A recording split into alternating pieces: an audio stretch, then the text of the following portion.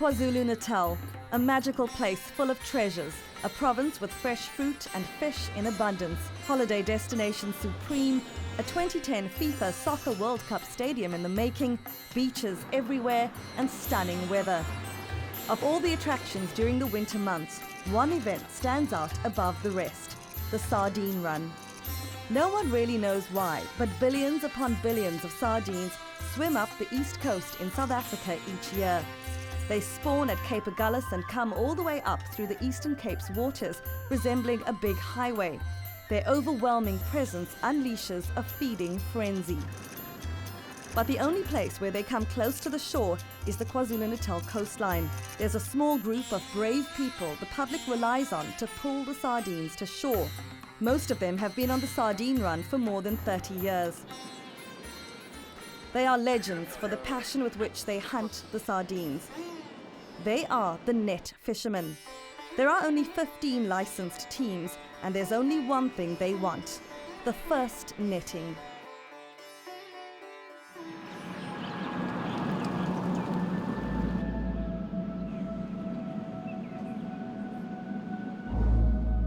Ghulam Isak, who has 40 years' experience in the game, is one of the frontrunners.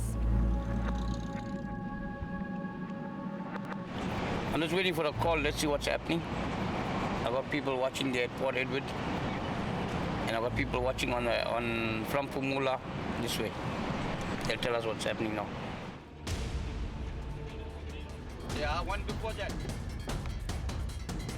He's up before sunrise so he can watch the ocean for any sign of what the fishermen refer to as activity, pockets out at sea where birds and dolphins are preying on sardines. Yeah, the dolphins are here. Yeah, Ramsgate. Yeah, what's happening your side? No birds came through you yesterday. Yeah, close inshore, right next to the white water. Right there. Okay, bye. What's happening this side? Ghulam, his right-hand man Faroon Nazaf Mohammed and their team can wait for hours on what he regards as the best beach for netting for the day. While Ghulam checks out the sea, he's constantly on the phone, receiving information from spotters he has placed at various other beaches.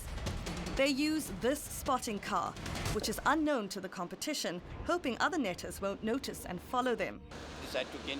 Yeah, but if you look from here, you can see the birds all the way up there. Look there when the sun shines, they can see them white.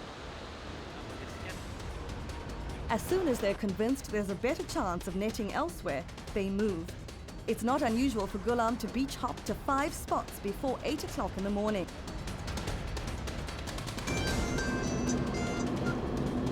Mark, I'm going to mark it. Wait for the thing is I'm coming around there.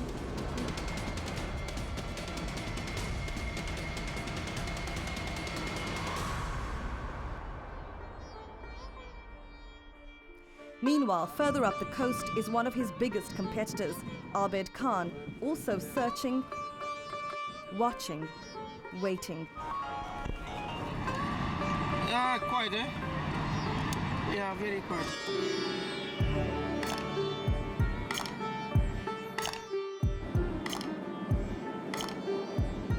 We had information yesterday that they were at Rocky Bay. There was some activity there, with birds diving and dolphins.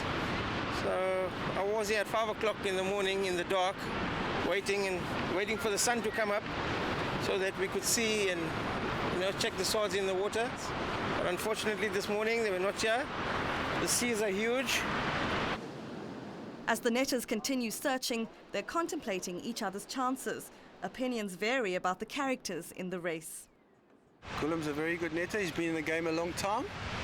That's one good thing about Ghulam. He never gets a negative, and he keeps us all interested.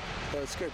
Everybody actually looks for him to find out where the fish is, what the current is doing, what's happening, when we'll net. So he's the master of the ocean when it comes to the sardine run. Abed is too good. So he's sharp. He's a master. But it's not only about the prestige, it's about the money too. In the early stages of the sardine run, the first person who normally gets the first net is the lucky one, and that's where the money is. In the first crates that we get, we sell them for like 350 to 400 rand a crate. We've been netting like 500-600 crate a time. If you're there first, and you win, 2 months after the start of the Sardine Run, the KwaZulu-Natal Sharks Board's Sardine hotline announces the Sardine Run is not happening. But Ghulam, Mr. Positivity, is still around. And Abed also hasn't given up.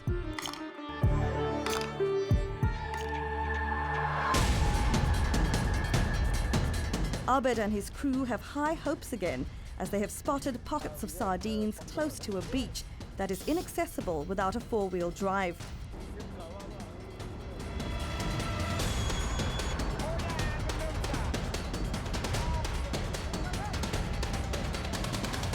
The team rushes down the beach and jumps into action. Within minutes, they launch their rubber duck.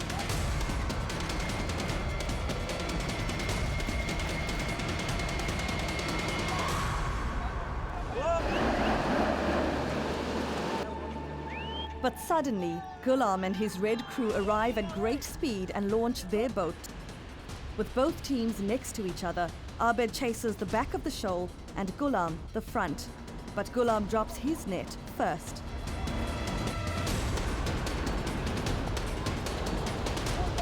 Bags on this side, come here, come in between here. Hey, come here. All eyes are on Ghulam and his team as they rope the net in, hoping for the best.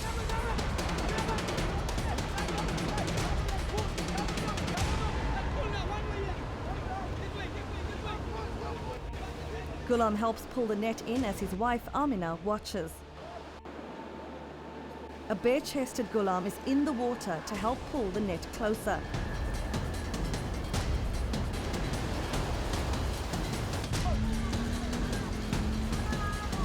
And finally, the first net.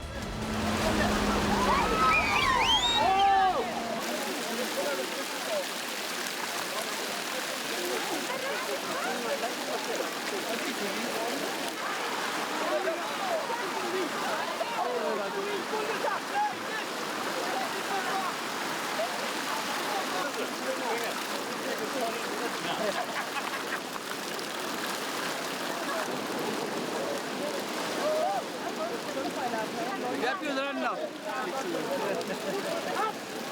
Hey, Bongan, pick all that fish up.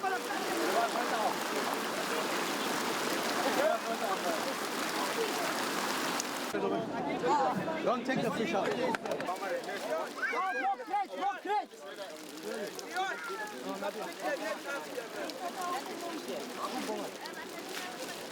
Buyers offer lots of cash for one crate. The precious crates are being loaded.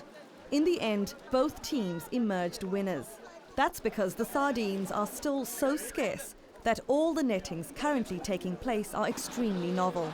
Both teams fetched the highest prices ever offered for sardines on the KZN coast. While Abed and his team are also busy netting, Ghulam's family is already on their way to go and sell the fish.